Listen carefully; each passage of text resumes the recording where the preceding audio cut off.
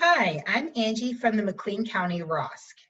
Please subscribe to this channel, our YouTube channel from McLean County ROSC. As you navigate your recovery journey, you need tools for your toolkit to keep you aligned to your recovery within your community. It is human nature to want to feel seen and to be heard. You are not alone. We need human connection to thrive and to build a strong foundation for a chosen recovery path. One of those connectors may be SMART recovery. SMART recovery is based on cognitive behavioral therapy and can be used for changing any maladaptive behavior that is impeding on your quality of life. I'm going to go ahead and walk you through this presentation, short and a high-level overview of the SMART concepts, some parameters for virtual or in-person meetings, and the website, as you can see on the screen currently, to empower yourself to find what will work for your recovery journey. SMART is an acronym for Self-Management and Recovery Training. SMART is a nonprofit organization with a mission to offer free, self-empowering, mutual help groups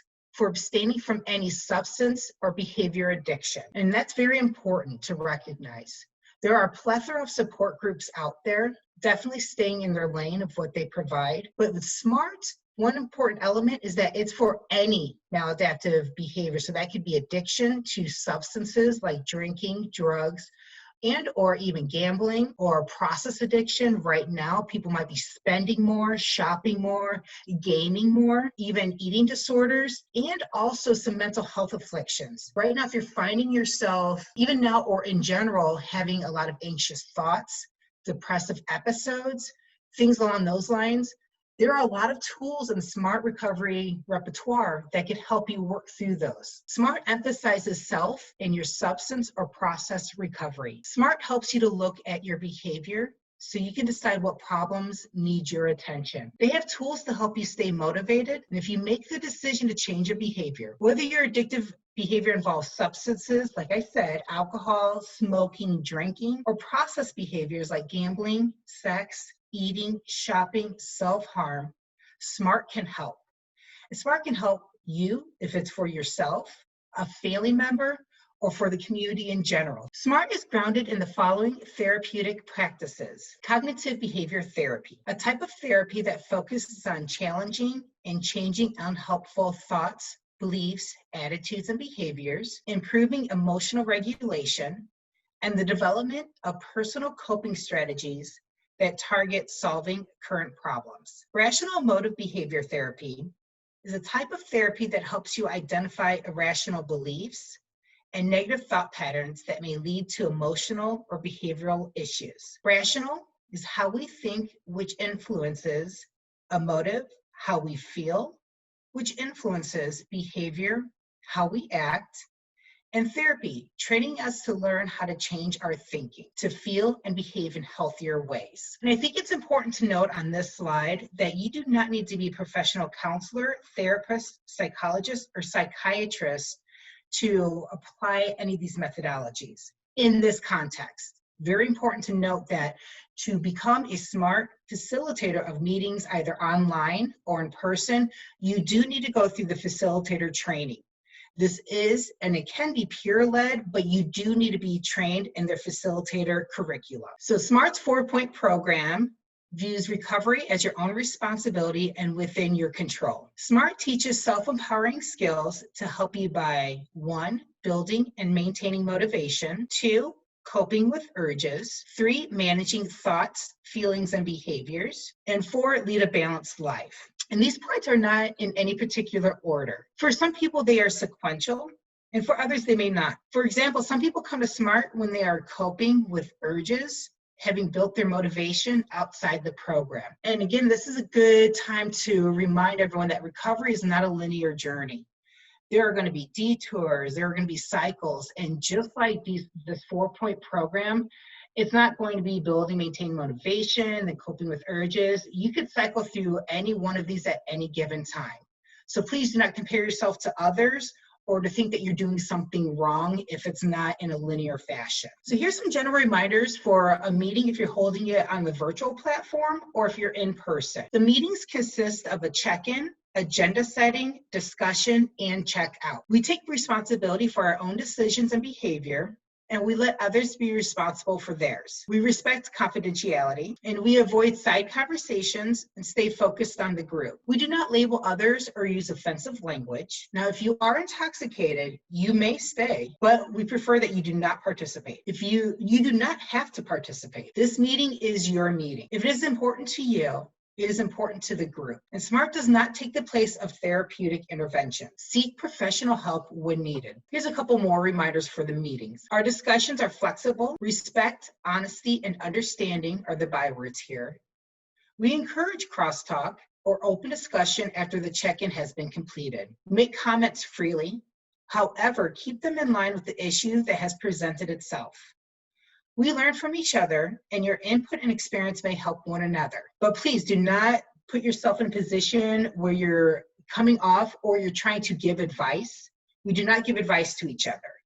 We just, again, learn from each other by just sharing your experience in an open format or forum versus in the tone of giving advice. If you lapse or relapse, we view these as learning opportunities and a situation for you to try to understand the behavior and discuss openly with others, free of judgment. A lapse represents a temporary slip or return to a previous behavior that one is trying to control or quit, usually a one-time occurrence. Whereas a relapse represents a full-blown return to a pattern of behavior that one has been trying to moderate or quit altogether. So here's the website itself, and Angi, I facilitate the meetings on Thursday afternoons at 3 p.m., and that is the Zoom call-in information.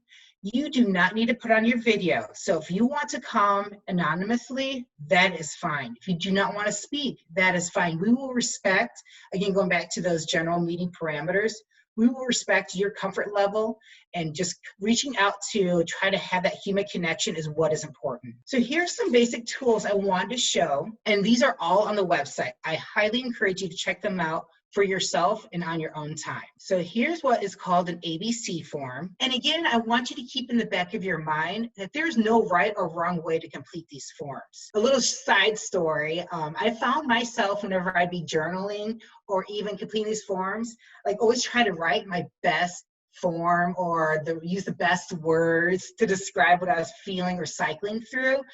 And it just goes back to one of my anxiety moments that I'm trying to, again, with Smart Recovery, kind of address and change this behavior, because I'm like, nobody's going to read this. This is for me. So again, if that's something that resonates with you or in general, remember, there is no right or wrong way. This is just almost a vertebrae to look at what's going on consciously and subconsciously, and to try to piece it all together to see where you can start addressing or changing that maladaptive behavior. So this form is called the ABC Problem Solving Worksheet. A stands for the activating event. What is the activating event? What happened? What did I do? What did others do? And what idea occurred to me? And what emotions was I feeling? So, and then C stands for the consequence. Am I feeling anger, depression, anxiety, frustrated, self-pity, etc.? Am I behaving in a way that doesn't work for me? And gives you some examples of drinking, attacking, moping, etc. B is beliefs. So the beliefs can be dysfunctional. What do I believe about the activating event? Which of my beliefs are my helpful, self-enhancing beliefs? And which are my dysfunctional, self-defeating beliefs? So really sit back and try to digest the situation and really put yourself in a position of thinking about how am I feeling in this moment, either when I think about this or when I'm experiencing this. And then D is for dispute. Dispute the beliefs to find which are dysfunctional. What is the evidence that my belief is true? In what ways is my belief helpful or unhelpful? And what helpful self-enhancing belief can I use to replace each self-defeating or dysfunctional belief? And then finally is the effective new belief and emotional consequence. What helpful self-enhancing new belief can I use to replace each self-defeating or dysfunctional belief? What are my new feelings? And then something else I'll say about this form, I have used this like on the go if I need to just center myself, if I feel, a need to, for instance, I was trying to quit smoking and, I had an urge after, a big meeting. So I pulled this out. And there are times I would complete each area, A, C, B, D, E. And there's other times I just need like A, B, C. And this is your form, and this is what you're working through your own personal recovery. So complete the areas that you need to, and sometimes omit some of the ones that aren't relevant to the situation. It's totally up to you. It's your ownership. That's the message I'm trying to convey here. So I walked you through one of the forms called the ABC form. You saw the website at the beginning, and I'll bring that website back up after I show you the link to become a smart facilitator. I don't know if you remember on that one slide when I was speaking to cognitive behavioral therapy, REBT, and I shared that to facilitate a smart recovery meeting, you do not need to be a licensed therapist, psychologist, psychiatrist, but you do need to become a smart facilitator to facilitate smart meetings and to follow and offer the curriculum.